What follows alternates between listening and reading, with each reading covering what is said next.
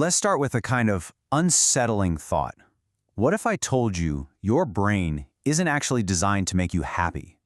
What if its real job, its core programming, is just to keep you chasing, always striving for a horizon that you can never, ever reach?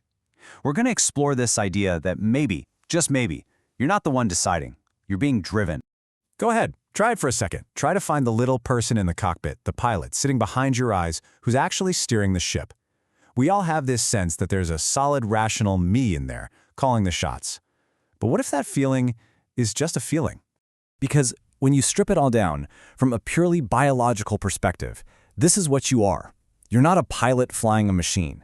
You are the machine, a very complex chemical factory that's running a script you didn't write and for the most part can't even read.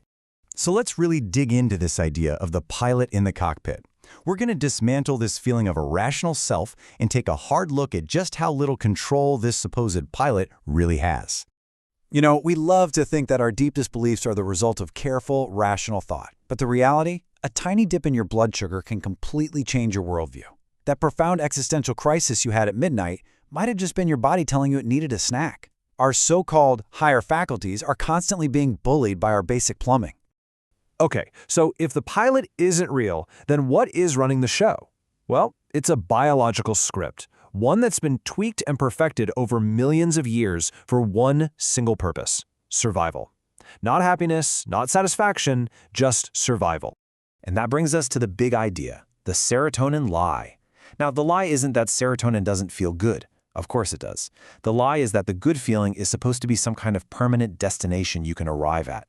Your biology doesn't want you to be content. It wants you to stay hungry, to keep striving, because an organism that's always chasing the next thing is an organism that's more likely to stay alive. So you might wonder, how does this script keep us from just giving up if we're never meant to be satisfied? Well, it kind of cheats. Our brain uses something called the Pollyanna principle. It's basically an optimism bias that edits your memories. It makes the highlights, the good times, feel way more significant than they actually were. And all that daily, low-grade suffering, the boredom, the anxiety, the discomfort, it kind of files that away so you're always willing to get back on the treadmill and chase tomorrow. And look, this isn't just some abstract theory. This script is playing out in the real world, in the lives we build for ourselves every single day. Let's just take a hypothetical guy, Tyler. He moves to a new city looking for something. Connection, maybe. So first he dives headfirst into the whole nightlife scene. But when that leaves him feeling empty, he doesn't stop chasing. Oh no, he just swaps one treadmill for another. Now he's all in on the fitness scene, chasing optimization, tracking his data, looking for a different kind of perfection. And this is the whole point. Tyler feels like he's making choices, that he's in control, building a better version of himself.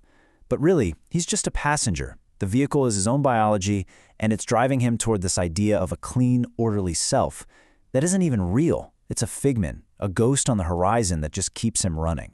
And while we're all on our own treadmills, running and running, where are our minds? Well, according to one study, for almost half of our waking hours, 47% of the time, our mind is wandering. It's not even in the present moment.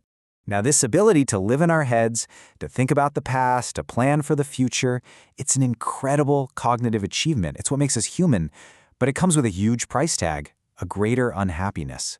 We're so busy chasing some future reward or replaying the past that we completely miss the only moment we ever actually have, which is right now. So, if the chase is just a biological trap, how in the world do you get off the treadmill?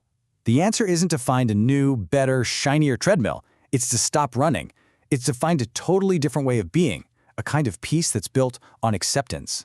The first step, really, is to just let go of this illusion of permanence. We want our identities, our feelings, our lives to be solid, made of stone, but our very nature is fluid, or more like a restless procession of weather fronts across a temperamental sky. And constantly fighting against our own nature is just exhausting. So what's the alternative? We can try adopting something called the humble for now. It's a simple shift, but it's profound. You don't have to find the one perfect job that will fulfill you for the rest of your life. You just need a job that makes sense, for now. It takes all the pressure off of finding that one final answer. And you can apply this even more deeply to your very own sense of self. You're not one single solid thing. You're a patchwork of moods. So accepting that this is who I am, for now, gives you the freedom to change, to evolve, without feeling like you're failing every time you do. And all of this leads to a final, powerful thought from the philosopher Montaigne. He said, "To philosophize is to learn how to die." Now that sounds incredibly bleak, but it's not. What he meant is that to really live, you have to accept the transience of everything, including yourself.